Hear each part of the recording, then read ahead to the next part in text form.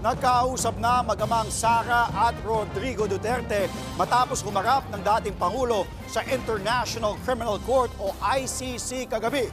Payo raw ng Pangulo sa mga taga-suporta, kalma lang dahil may hangganan ng lahat. Nasa frontline ng balitang yan si Dave Abuel. Matapos ang unang pagharap ni dating Pangulong Rodrigo Duterte sa International Criminal Court o ICC sa the Netherlands, binisita siya ng kanyang anak na si Vice President Sara Duterte, bandang alas 11 kagabi, oras dito sa Pilipinas. Ito ang unang beses na nakausap niya ang dating Pangulo matapos arestuhin noong Martes.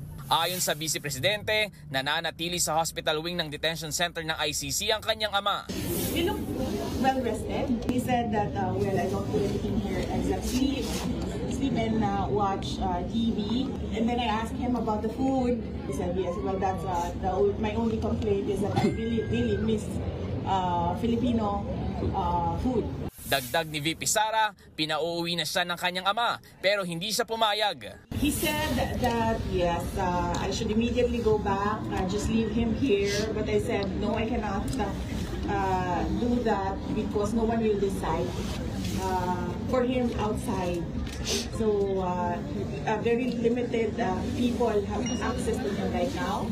Hindi pa naman daw nila napag-usapan ng kanilang susunod na hakbang sa kaso. Pero may mensahe raw ang dating Pangulo sa kanilang mga taga-suporta. So, sinabi niya, unang-una, relax lang. Okay.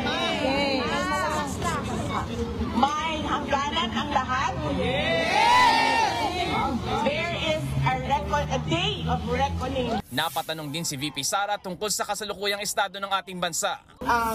Fear ko, do we still have a country by 2028?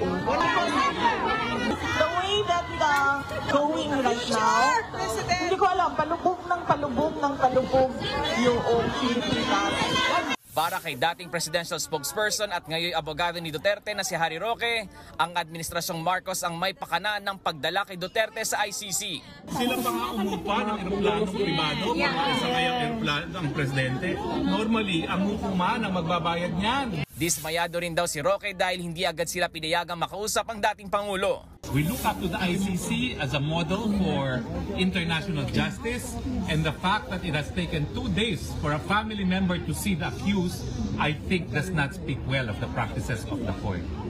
We condemn it. Nagbabalita mula sa Frontline, Dave Abuel, News 5. Mga kapatid, Andre Felix po. Iba na ang may alam at may pakialam sa panahon ngayon. Para sa tuloy-tuloy na balitaan sa Frontline kahit weekend, mag-follow at subscribe sa social media pages ng News 5.